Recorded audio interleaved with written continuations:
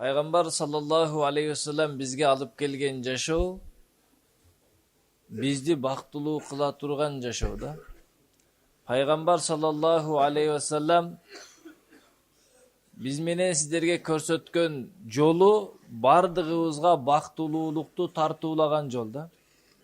Ооба Пайгамбар алейхиссалату вассаламдын жашаган доору башка болсун, жери башка болсун, тили башка болсун, бирок кыяматка чейинки бардык адамзатына туура жолду көрсөткөн улуу пайгамбар да. Ошол пайгамбар саллаллаху алейхи вассаламдын кыскача бир сөзүнүн ичинде көптөгөн маанилер бар. Кыямат кайымга чейинки бардык адамдарга керектүү зарыл маселелер да. Ошол сөздөрүнөн пайгамбар алейхиссалату вассалам мынтип айткан: "Мен ташаббаха би кавмин фахуа минхум."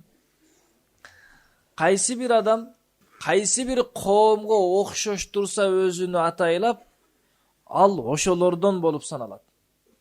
Дагы бир риваятта келет, ошолордон болуп тирилет депчи. Жашоодо адам өзүнү атайлап бирөөгө окшотот. Сиздин окшоткон, өзүңүздү окшоткон адамыңыз ким болсо, бул дүйнөдө дагы, акиретте дагы ошолордон болуп саналат экенсиз да.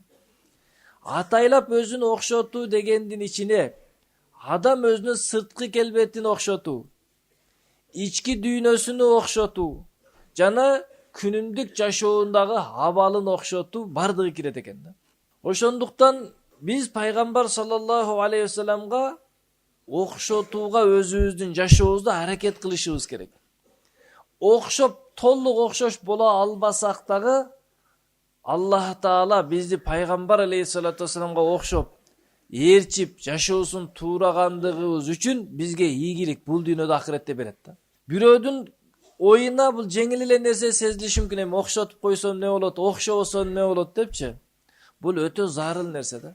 Муса алейхиссалату вассалам суудан өткөндө Фираун аскери менен чөгүп кеткен.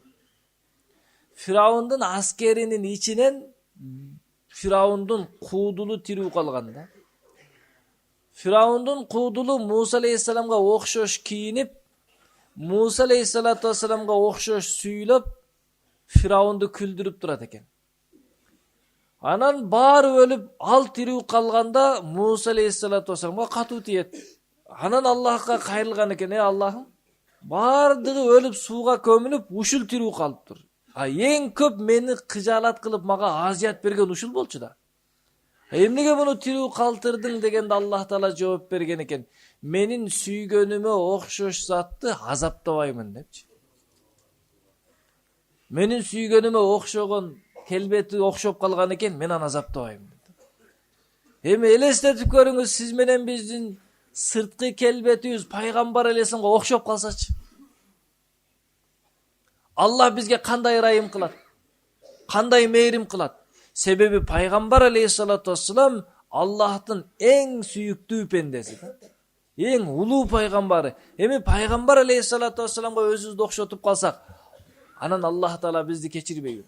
Ошол үчүн бир сахаба келип айтты: "Аллахтын элчиси, бир адам экинчи бир коомду, бир адамдарды жакшы көрөт. Бирок аларга амалы окшобойт. Аларга окшошуп амал жасай албайт, алардай тең кыла албайт" деди да. Алардай тең амал жасай албайт деди. Тагыраак айтканда мынтип айтты: "Мен сиздерди жакшы көрөмүн, сизди аябай сүйөмүн, бирок сиздей амал кыла албаймын. Менин амалым азыраак" деди. Биздин сурообузду берип коюптур да. Ошондо пайгамбар алейхиссалату вассалам эмне деди? Кимди жакшы көрсө ошо менен бирге болот деп койду. Демек, уламалар айтат: "Сен өзүңдү кимге окшоштурасың? Кайсыл инсанды жакшы көрсөң, сүйсөң" дейт. Өзүңдүн сырткы келбетиңди кимге окшоштурасың десе, кайсыл адамды жакшы көрсөң, ошол келбет жакшы, ушундай сүйлөгөн жакшы, ушундай башкан жакшы десең, анан өзүңө окшоштурасың дейт да. Ошол үчүн кээ бир адамдар не кылат? Футболистке окшоп кийинип калат, бир актёрго окшоп чачын коюп калат, бир адамга окшош басып калат. Эмнеге десе, Алла сактасын, ошол адамды жакшы көргөндүктөн, ошол келбетти, ошол сүрөттү сүйгөндүктөн өзүгө алып келип чаптаптыр да. Мен да ошондой болгонду жакшы көрөм, ошонун жолун жолдоймун деген маани экен. Ошондуктан Аллах Таала кыяматта ошо менен тирилтип коет экен да. Эми элестетип көрүңүз, Мухаммад саллаллаху алейхи вассаламга биз сырткы келбетибизди окшоштурсак, Аллах Таала бизди кечирип жаннатка киргизип жиберсе, ички дүйнөбүздү окшоштурсак эмне болот, Кулк мүнөзүбүздү окшоштурсак эмне болот? Аллах Таала пайгамбар саллаллаху алейхи вассаламга эки нерсени берген. Сырткы келбети дагы эң сонун, эң чырайлуу, эң сулуу болгон, кемчилдиги болгон эмес да. Пайгамбар алейхиссалату вассаламды Аллах Таала сырткы келбетин ушундай сонун кылып жараткан. Сиздер менен биздерге окшош кээ бир жерини тазалап, кырып, алып тура турган немеси жок эле, кемчилдиги жок эле да. Кээде биз анча мынча түктөрдү алабыз, кырабыз. Пайгамбар саллаллаху алейхи андай берген эмес, Алла андай чыгарган эмес да. Кээ бир адамдын сакалы бул жагына түшүп кетет, кээ бириники жүзүнө чыгып кетет. Пайгамбар саллаллаху тегиз эле да.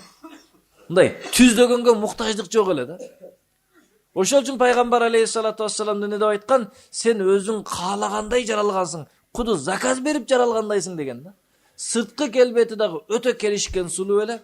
Сырткы келбетинен баатырлыгы, олуттуулугу, илимдүүлүгү, баш экендиги, сырткы келбетинен караганыңда жөнөкөй адам эмес экендиги, улуу инсан экендиги көрүнүп турат эле да. Ички дүйнөсүндө Аллах Таала ошондой кылып койгон эле да. Ошол үчүн биз пайгамбар алейхиссалату вассалам жашоону сырткы келбетин окшотушубуз керек, атайлап.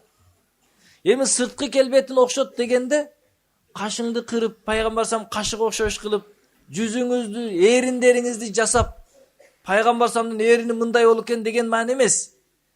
Аллах бизди кандай жаратты?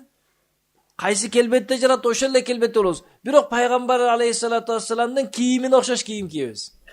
Басканыдай басканга аракет кылалы, отурганыдай отурганга аракет кылалы, сүйлөгөнүдөй сүйлөгөнгө аракет кылалы. Биз окшото ала турган мүмкүнчүлүк ушулар. Келбетибизди окшото албайбыз. Биз пайгамбар алейхиссалату вассаламга өзүбүздүн сүйлөгөнүбүздү окшоштурсак болот. Пайгамбар алейхиссалату вассалам так сүйлөйт эле. Угуп турган адамдар кайра кайталаганга, кайра сураганга муктаж эмес эле. Пайгамбар алейхиссалату вассалам артына бурулуп караганда толук бурулуп карайт эле да. Башы менен карабайт эле. Бир жака ишарат кылганда толук мынтип ишарат кылат эле, мынтип көрсөтпөйт эле. Тетиги жата турат дебейт эле да. Бир адамга кандай бир маселе болсо толук ошого көңүл бурат эле да. Пайгамбар алейхиссаламдын сырткы келбети ушундай бардыгына тегиз бирдей мамиле кылгандыктан пайгамбар алейхиссалату вассаламды көргөндүн баары ойлойт эле, жолуккандын баардык сахабалар ойлойт эле да. Эң жакшы көргөн адамым менмин депчи. Неге десе мен сүйлөсөм толук мага карап бурулат дейт эле да. Бул адам да ойлойт эле, мени эң жакшы көргөнү менмин. Неге десе толук мага карап бурулуп сүйлөйт дейт эле да. Ошол үчүн пайгамбар алейхиссалату вассаламдай басса эң сулуу басканы ушундай болот. Бир адам чалкалап басат, бир адам талтаңдап басат, бир адам колдорун көтөрүп алып басат, бир адам жерди карабай басат. Ойлойт экен, мен ушинтип бассам эң кооз баскан. Жок, пайгамбар алейхиссалам баскандай бассаңыз эң кооз баскан болот экенсиз. Ошол үчүн сахаба радиаллаху анхумдар түнү менен кээ бир риваяттарда келет, үйүндө басып чыгып кетет эле. Эмнеге басып атасың се? Мен пайгамбар алейхиссаламга окшош баса алып жатамбы депчи. Пайгамбар алейхиссаламга сахабалар өздөрүн ушунчалык окшотуп тураганды үйрөнүп алган эле. Түшүнбөсө да турай берет эле. Түшүнүштүн кереги жок. Пайгамбар салам эмне кылса ошондой кылат эле. Бир жолу пайгамбар саллаллаху алейхи вассалам намаз окуп жатат. Ал убакта көлөч менен намаз окуйт эле бут кийим менен. Бир убакта көлөчүн чечип сол жагына койду. Намаздын ичинде элечи. Ал убакта уруксат. Бүгүн бизге уруксат эмес, анан ушундай болсо болот экен дебеңиздер. Сахабалар да чечип сол жагына коюп коюшту. Пайгамбар салам намаз бүткөндөн кийин сурады: "Неге чечтиңер силер?" "Сиз чечтиңиз го" деди. Пайгамбар алейхиссалату вассаламдын кылган ишини ойлонбой дуурайт эле да. Баары чечип коюп койту. Пайгамбар салам айтты: "Мен намаз баштаганымда Жибрил кабар берди. Бут кийимиңде нажас бар экен, сен чечип кой" деди. Ошол үчүн мен бут кийим чечип койдум. А силер чечпесеңер да болот болчу деди да. Жана ошондой эле пайгамбар алейхиссалату вассалам Мединага келгенде Аксо мешитине карап намаз окуду. Сахабалар да ошол жака карап намаз окуйт. Бешим намазынын 2 рекетин окуган мезгилде Бану Салама мечитинде Жабир алейхиссалам келип айтты, вахий келди, Каабатуллага карап, Меккеге карап окуйсуң деди. Намаздын ичинде пайгамбар салам бурулду, сахабалар да бурулуп алды. Сүйлөгөн жок, сураган жок, каяка неге, не болду деген жок. Адашыппызбы деген жок. О, бурулду, пайгамбар салам чыкпай урап алды. А мунафыктар дедим, "Жок, не болду?" дейт. Кааласа бир күн бул жак карап, бир күн бул жакты карап дегендер мунафык болуп динден чыгып кетти кайтыпчы. Сахабалар ийгиликке жетти туурагандыгынан да. Пайгамбарымды туурай билет. Ал ички дүйнөсү эмес, сырткы дүйнөсүн тууралайт эле да. Ички дүйнөсүн толук окшоштурганга аракет кылат эле. Ошол үчүн биз дагы ниет кылышыбыз керек. Менин кийимим да пайгамбарымга окшош керек. Менин сүйлөгөнүм да пайгамбар алейхисаламга окшотойн деп.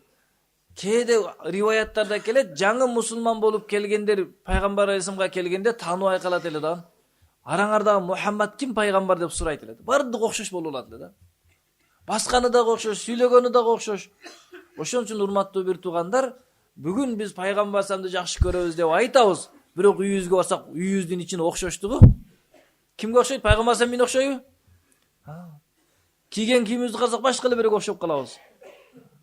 Келбетибизди карасак башка эле бирөөгө окшоп калабыз. Ошол үчүн колдон келишинче өзүбүздүн кыймыл аракетибизди сырткы денебиздеги бизге мүмкүнчүлүк берилген кыймыл аракетибизди пайгамбар алейхисаламга окшотконго аракет кылыш керек. Пайгамбар ар дайым жылмайып жүрөт эле да. Ар дайым жылмайып жүрөт да, каткырып күлбөйт эле, бирок жылмайып жүрөт эле да. Пайгамбар ушунчалык жылмайып жүргөндөн пайгамбардын жылмайганын көрүп алып адамдар суктанат эле. Неге жылмайып атат экен деп жылмайгысы келет эле да. Ошондой элестет, бир адам жандан өтүп кетсе, жылмайып кетип атса, карап турасың да, неге бул сүйүнүп атат экен депчи. А бир адам ачуулуп кетип атса, эмне кыласың? Качып турайын, өтүп кетсин дейсиң. Анын ачуусунун көңүлү жоктугу сага таасир тийгизет да. Ошол үчүн пайгамбар алейхисаламдын сырткы келбетине сахабалар өздөрүн окшотот эле. А сырткы келбетин окшоштурса эмне болот десе, Аллах Таала ички келбетин окшоштурганга жардам берет да. Ички келбетти окшотуу кыйын. Кулк мүнөздү, адеп ахлакты окшоштуруш бул оор нерсе. Бирок сырткы келбетти окшоштурса Аллах жардам берет. Элестетиңиз, узун сакал коюп алдыңыз. Узун чапан кийип, башыңызга селе кийип алдыңыз. Эми көчөдө урушасыз бирөө менен? Уруша албайсыз. Сөгүн албайсыз. Көрүнгөнгө тийише албайсыз. Мажбур, өзүңүз каалабасаңыз да түз жүрүп каласыз да. Бир адамды көрдүк эле, сакалы бар да. Не кылат? Кээде машинада баратып, эреже бузса, допусун ала калып сакалын тосот. Неге десе уят да дейт. Демек сакалдуу болуп алгандан кийин эми машинанын эрежесин сакташың керек болуп калат да. Неге? Себеби карасаң пайгамбарга окшогон бирөө, бир диндин элесин берген бирөө башкача кетип атат да. Ошол үчүн сырткы келбетти окшоштуруу көп жерден бизди күнөөдөн тосуп калат экен да. Элестетип көрүңүз. Эми бир жаман жерге жолугуп калсаңыз, адамдар арак ичип жатса, сакалыңыз болсо, кийимиңиз болсо иче албайсыз да. Эгер сакал болбосо, доп эле болсочу, алып коюп кете бересиң, окшош болуп каласың да. Окшош болуп каласың. Ошол үчүн урматтуу бир туугандар, сүннөт менен жашоо адамды бузукулуктан, жамандан тосот экен да. Ниет кылабызбы иншалла? Ар бир сүннөттүн өтө көп пайдасы бар. Жада калса барго, бир улуу аалым китебинде жазган мындай деп, сүннөткө ылайыктуу тамак жесең, бисмилла деп, оң колуң менен отуруп алып, дасторконго отуруп, жамаат менен чогуу отуруп тамак жеп, сүннөт менен тамак жегендин пайдасы адамдын ички дүйнөсүнөн күнөөгө болгон умтулуу жоголот дейт да. Адамдар күнөөдөн сактана албай кыйналып атпайбы? Көзүнү, тилини, ар нерседен сактана албай күнөө азыр бүгүнкү доор аябай фитна доор болуп атат. Ушул доорлордо фитнадан сактаныштын эң жеңил жолу эмне десе, тамакка сүннөт менен отуруп тамактаныш дейт. Неге тартип менен адал тамак жей турган болсоң, оюңа жакшы нерсе келет, күнөө келбейт экен да. Неге сүннөт менен жедиң да? Эмне сүннөт менен жегенде шайтан жей албайт. А сүннөт менен жебесең, унутуп калдың бисмилланы, шайтан менен чогуу жедиң, эми шайтан тамак менен кошо сен менен тамактанып атат, эми эмне кылат? Азгыра берет, васваса кыла берет. Тигин ойло, мындай кыл, тигиндей кыл депчи. Ошол үчүн урматтуу бир туугандар, пайгамбар алейхисаламдын жашоосундагы сүннөттөрү көзүбүзгө кички көрүнүшү мүмкүн. Бирок анын пайдасы өтө чоң болот да. Анын пайдасы өтө чоң болот. Ар бир сүннөт өтүп жатат. Уктагандын, тамактангандын, сүйлөгөндүн, көчөдө баскандын бардыгын сүннөтүнү жаттап, ошону аткарсак биздин жашообуз кооз болот да. Экинчиси, ички дүйнөбүздү пайгамбар алейхиссалату вассаламга окшоштурушубуз керек. Кулк мүнөзүбүздү аракет кылышыбыз керек. Караңыздар, ички дүйнөнүн оорусу бул өтө чоң оору да. Аллах Таала инсанды эки нерседен жараткан. Биринчиси топурактан, дене келбетин жараткан, экинчиси Аллах өзү тараптан жан салган да. Рух деп коебуз.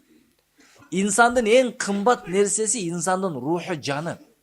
Эгер инсандын жаны денесинен чыгып кетти, эч кимге керек эмес да. Аябай тез апарып көмүп коет. Куран окуп ката барып көмүп коет болду. Кээ бир жерде бидаат кылып эмне кылат? Кутулдук деп кой союп үстүнөн жеп коет. Emne oldu? Sizdin deneniz kerek emes, canı yok. Adamda en kımbat nerse can. Ne üçün? Allah dene kelbetin jaratış üçün жерден toprak aldı. Ha бирок candı, ruhtu Allah özü taraptan saldı.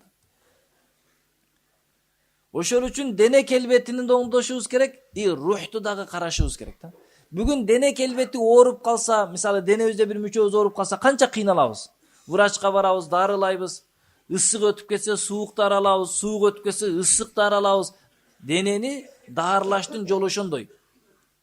Bir кандай суук өтүп кетсе ысык менен, ысык өтүп кетсе суук менен дарылайт да. Канча ачуу болот дары, операция канча кыйын болот.